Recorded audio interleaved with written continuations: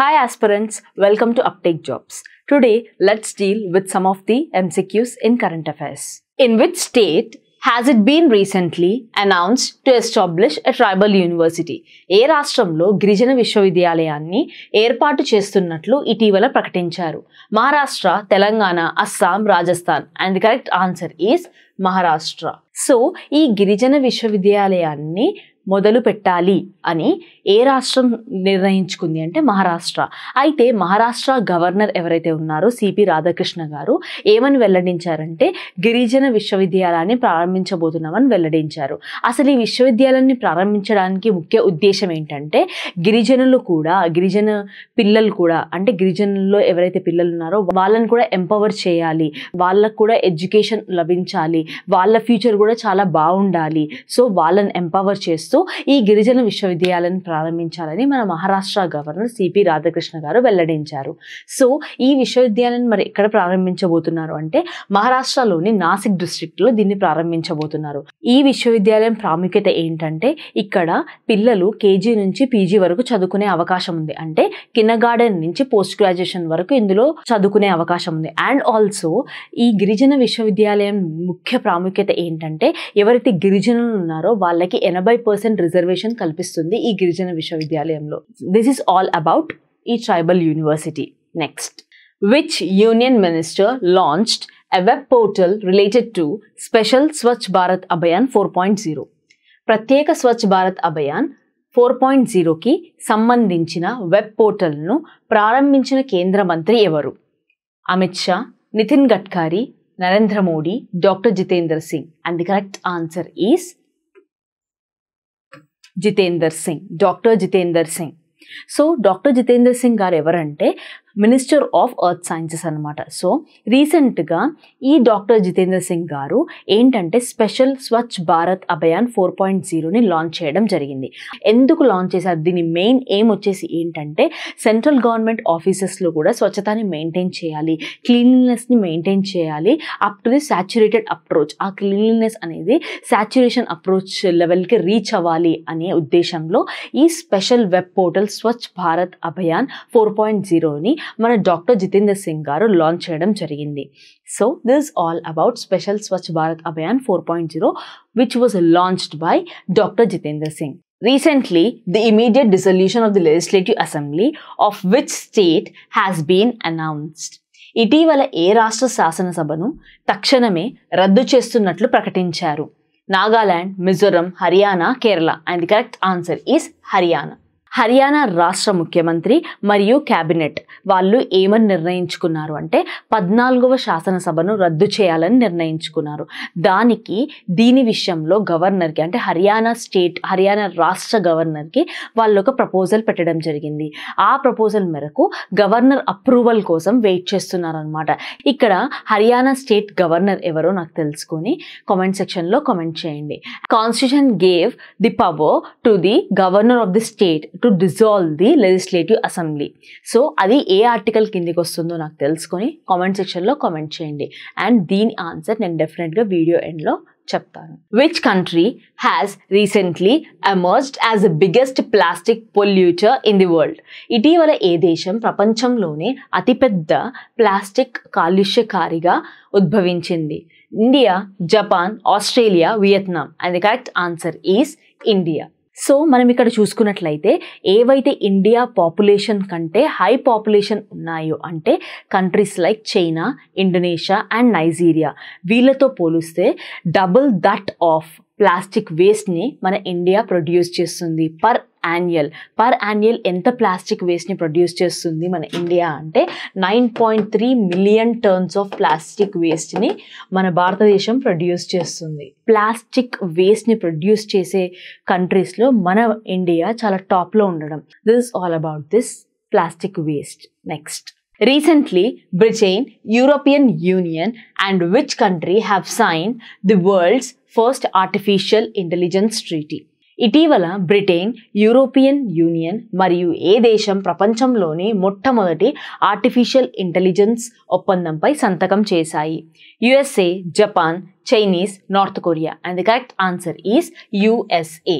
First ever global artificial ట్రీటీని USA వాళ్ళు sign చేయడం జరిగింది. అసలు ఈ ఆర్టిఫిషియల్ ట్రీటీ దీని మెయిన్ ఏం వచ్చేసి ఏంటి, దీని రెస్పాన్సిబిలిటీ ఏంటంటే హ్యూమన్ రైట్స్ని ప్రొటెక్ట్ చేసే విషయంలో ఫోకస్ చేస్తుంది, అండ్ ఆల్సో డెమోక్రసీని ప్రొటెక్ట్ చేసే విషయంలో ఫోకస్ చేస్తుంది, అండ్ రూల్ ఆఫ్ లాని కూడా ప్రొటెక్ట్ చేసే విషయంలో ఈ ఆర్టిఫిషియల్ ఇంటెలిజెన్స్ అనేది ఫోకస్ చేస్తుంది అనమాట ఈ ట్రీటీ. సో రీసెంట్గా ఫస్ట్ ఎవర్ గ్లోబల్ ట్రీటీని సైన్ చేసింది ఏంటంటే యుఎస్ఏ సైన్ చేసింది. Next, recently India and which country have signed a historic civil nuclear energy agreement? ఇటీవల భారతదేశం మరియు ఏ దేశం చారిత్రాత్మక పౌర అణు ఇంధన ఒప్పందంపై సంతకం చేశాయి? UAE, USA, Russia and Chinese. And the correct answer is UAE. India రీసెంట్గా ఒక అగ్రిమెంట్ని సైన్ చేసింది. ఏంటంటే దేనికి సంబంధించిందంటే హిస్టారిక్ సివిల్ న్యూక్లియర్ ఎనర్జీ అగ్రిమెంట్ని. సో మనం చూసుకున్నట్లయితే 2015లో మన భారతదేశపు ప్రధానమంత్రి నరేంద్ర మోడీ గారు ఈ యుఏఈని విజిట్ చేయడం జరిగింది. యునైటెడ్ అరబ్ ఎమిరేట్స్ని విజిట్ చేశారు. అప్పుడు ఇరు దేశాలకి ఒక అగ్రిమెంట్ జరిగింది. ఏంటంటే పీస్ఫుల్ యూజ్ ఆఫ్ న్యూక్లియర్ ఎనర్జీని మనము యూజ్ చేద్దాము అని ఒక అగ్రిమెంట్ జరిగింది. Including areas like safety, agriculture, health and science and technology పరంగా ఈ peaceful use of nuclear energy గురించి అగ్రిమెంట్స్ జరిగింది ఇండియాకి అండ్ యుఏఈకి. మరి ఇప్పుడు మళ్ళీ ఇది న్యూస్లో ఎందుకు ఉంది అంటే రీసెంట్గా మనం చూసుకున్నట్లయితే ఇండియా అండ్ ఈ యుఏఈ ఒక ఎంఓయూని సైన్ చేసుకున్నాయి, అంటే మెమరాండమ్ ఆఫ్ అండర్స్టాండింగ్ని సైన్ చేసుకున్నాయి. దేని గురించి అంటే ఎల్ఎన్జీ గురించి. బాగా గుర్తుపెట్టుకోండి, ఎల్పిజి కాదు, ఎల్ఎన్జీ గురించి, అంటే లిక్విఫైడ్ న్యాచురల్ గ్యాస్కి సంబంధించి ఇరు దేశాలు మెమరాండమ్ ఆఫ్ అండర్స్టాండింగ్ని సైన్ చేసుకున్నాయి. ఈ లిక్విఫైడ్ న్యాచురల్ గ్యాస్ మాకు లాంగ్ టైమ్ సప్లై కావాలి అని ఇండియా ఈ యుఏఈని కోరికింది. సో దానిలో భాగంగా వీళ్ళు ఒక అగ్రిమెంట్ని సైన్ చేసుకున్నారనమాట. అదేంటంటే సివిల్ న్యూక్లియర్ కార్పొరేషన్ని సైన్ చేసుకున్నాయి, ఎంఓయు.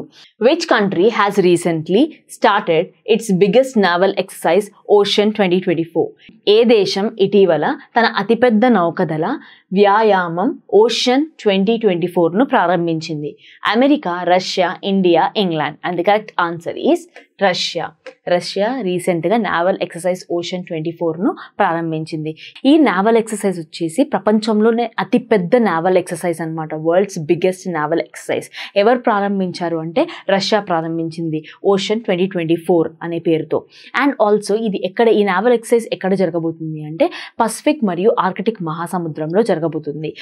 ఇవే కాకుండా పసిఫిక్ అండ్ ఆర్కిటిక్ ఓషన్సే కాకుండా Baltic sea, Caspian sea and Mediterranean సీస్లో కూడా ఈ నావల్ ఎక్సర్సైజ్ జరగబోతున్నాయి. రష్యా వాళ్ళు ప్రారంభించారు. అండ్ ఆల్సో దీనిలో భాగంగా ఏంటంటే ఈ నావల్ ఎక్సర్సైజ్లో భాగంగా 400 బ్యాటిల్ షిప్స్ను, 120 aircrafts, submarines and 90,000 personnels కూడా ఇందులో పాల్గొనబోతున్నాయి ఈ నావల్ ఎక్సర్సైజ్లో. సో అందుకే దీన్ని బిగ్గెస్ట్ నావల్ ఎక్సర్సైజ్ ఓషన్ 2024 అని అన్నారు ఈ రష్యా వాళ్ళు. This is all about this naval exercise which is started by Russia. Next, which state government has recently announced transgender specific Sarkari Bharati and social welfare program? ఏ రాష్ట్ర ప్రభుత్వం ఇటీవల transgender నిర్దిష్ట సర్కారీ భారతి మరియు సాంఘిక సంక్షేమ కార్యక్రమాన్ని ప్రకటించింది? Telangana, Rajasthan, Assam, Andhra Pradesh. And the correct answer is Telangana.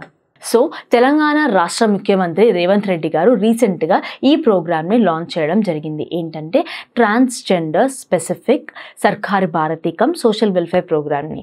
అయితే ఈ ప్రోగ్రామ్ మెయిన్ ఎయిమ్ వచ్చేసి ఏంటంటే ట్రాన్స్జెండర్స్కి కూడా ఎంప్లాయ్మెంట్ ఆపర్చునిటీస్ కల్పిస్తూ అండ్ ఎఫెక్టివ్ ట్రాఫిక్ మేనేజ్మెంట్ని మన సిటీలో ప్రొవైడ్ చేయడం కోసం మన తెలంగాణ రాష్ట్ర ముఖ్యమంత్రి రేవంత్ రెడ్డి గారు ఈ ప్రోగ్రామ్ని స్టార్ట్ చేశారు. ఏంటంటే దీనిలో ట్రాన్స్జెండర్స్కి ట్రైనింగ్ ఇచ్చి మన ట్రాఫిక్ పోలీసులు ఎవరైతే ఉన్నారో వాళ్ళకి వాలంటీర్స్గా ట్రాన్స్జెండర్స్ని నియమించడం జరుగుతుంది. మనం చూసుకున్నట్లయితే ఇండిపెండెంట్ అంటే స్వాతంత్రం వచ్చినప్పటి నుంచి ట్రాన్స్జెండర్స్ మీద ఎటువంటి ప్రోగ్రామ్స్ స్టార్ట్ చేయబడలేదు. తెలంగాణ రాష్ట్రం మొట్టమొదటిసారిగా ట్రాన్స్జెండర్స్ గురించి ఆలోచిస్తూ వాళ్ళ వెల్ఫేర్ గురించి ఆలోచిస్తూ మన తెలంగాణ రాష్ట్ర ముఖ్యమంత్రి రేవంత్ రెడ్డి గారు ఈ ప్రోగ్రామ్ని స్టార్ట్ చేయడం జరిగింది. And this is all about transgender specific సర్కారీ భారతి come social welfare program. Next, recently India has sent a notice to Pakistan for review of which treaty? ఇటీవల భారతదేశం ఏ ఒప్పందాన్ని సమీక్షించమని పాకిస్తాన్కు నోటీస్ పంపింది? Indus water treaty, Ravi water treaty, Sutlej water treaty, none of the above. And the correct answer is Indus water treaty. India మన భారతదేశము ఒక formal నోటీస్ని పంపించడం జరిగింది పాకిస్తాన్కు. ఏంటంటే ఇండియన్ వాటర్ ట్రీటీని ఒకసారి రివ్యూ చేయండి అని. ఇండస్ వాటర్ ట్రీటీని పాకిస్తాన్తో మనం ఈ ట్రీటీని ఎప్పుడు కుదుర్చుకున్నాము అంటే 1916లో ఈ ఇండస్ వాటర్ ట్రీటీ జరిగింది ఇరు దేశాల మధ్య. అంటే పాకిస్తాన్కి మరియు ఇండియాకి ఈ ఇండస్ వాటర్ ట్రీటీ 1916లో జరిగింది. ఈ ట్రీటీలో భాగంగా ఏంటంటే సరిసమానంగా ఈ రివర్స్ని డివైడ్ చేయడం జరిగింది. ఇండస్ అండ్ ఇట్స్ ట్రిబ్యూటరీని పాకిస్తాన్కి ఇండియాకి మధ్యలో సరిసమానంగా వీటిని డివైడ్ చేయడం జరిగింది. అందులో భాగంగా పాకిస్తాన్కి వెళ్ళే రివర్స్ ఏంటి అంటే సిజేఐ అని గుర్తుపెట్టుకోవచ్చు సింపుల్గా. సి అంటే చీనాబ్, జీలం అండ్ ఇండస్. ఈ మూడు పాకిస్తాన్కి అలాట్ చేయబడ్డ రివర్స్. అండ్ మన ఇండియా పరంగా చూసుకుంటే బీఆర్ఎస్, రీసెంట్గా మన టీఆర్ఎస్ పార్టీ ఏదైతే సెంట్రల్లో బీఆర్ఎస్ పార్టీని స్టార్ట్ చేస్తుందో అలా గుర్తుపెట్టుకోండి. బీఆర్ఎస్ అంటే బీస్, రావి అండ్ సట్లజ్. ఈ మూడు రివర్స్ ఇండియాకి అలాట్ చేయడం జరిగింది. అయితే ఈ 1960 వాటర్ ట్రీటీని అంటే దాదాపు 64 సంవత్సరాలు జరిగింది ఈ ట్రీటీ జరిగి. మరి భారతదేశము ఇప్పుడు రివ్యూ చేయమని పాకిస్తాన్కి ఒక ఫార్మల్ నోటీస్ పంపడం జరిగింది.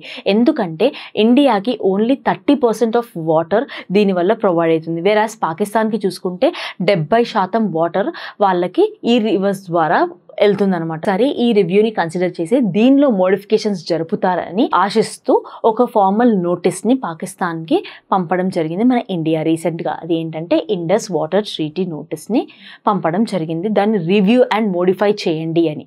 This is all about this notice, this treaty. Next, recently new MSME policy 2024 has been launched by the Chief Minister of which state?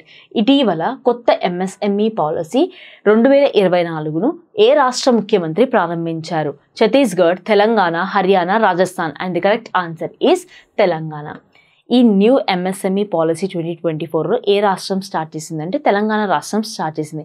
అసలు ఈ న్యూ MSME పాలసీ అంటే ఏంటంటే మైక్రో స్మాల్ మీడియం ఎంటర్ప్రైజెస్ అనమాట. So చిన్న చితక వ్యాపారాలు ఎవరైతే చేసుకుంటారో వాళ్ళకి ఆసరాగా నిలవాలి అని ఈ న్యూ MSME పాలసీ 2024ను స్టార్ట్ చేయడం జరిగింది మన తెలంగాణ రాష్ట్రం. మెయిన్ ఎయిమ్ వచ్చేసి ఏంటంటే ఫినాన్షియల్ ఛాలెంజెస్ని ప్రొవైడ్ చేస్తూ, అంటే ఏ ఇంట్రెస్ట్ లేకుండా ఫినాన్షియల్ సపోర్ట్ ఇవ్వాలి ఈ వ్యాపారాలు పెట్టుకునే వారికి అని ఉద్దేశిస్తూ మన తెలంగాణ రాష్ట్రం ఈ న్యూ MSME పాలసీ 2024ను స్టార్ట్ చేయడం జరిగింది. So this is all about this new MSME policy micro small medium enterprises.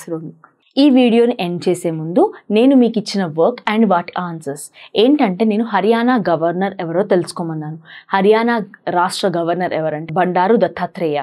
So గవర్నర్కి మన కాన్స్టిట్యూషన్ కొన్ని పవర్స్ ఇచ్చింది. అందులో భాగంగా constitution provides powers to the governor of the state to dissolve legislative assembly. అది ఏ article కిందికి వస్తుంది అని వర్క్ ఇచ్చాను. అది ఏ ఆర్టికల్ కిందికి వస్తుందంటే ఆర్టికల్ 174 క్లాస్ 2 క్లాస్ బి కిందికి వస్తుంది అనమాట. ఏంటంటే ఆర్టికల్ 174 క్లాస్ 2 క్లాస్ బి ఏం చెప్తుంది అంటే మన స్టేట్ గవర్నర్ అంటే మన constitution it is providing powers to the governor of the state to dissolve the state legislative assembly అని. అండ్ ఇది ఇవాల్టి కరెంట్ అఫైర్స్ MCQs డిస్కషన్. మరిన్ని వివరాల కోసం అప్టెక్ జాబ్స్ని సబ్స్క్రైబ్ చేయండి. Thank you.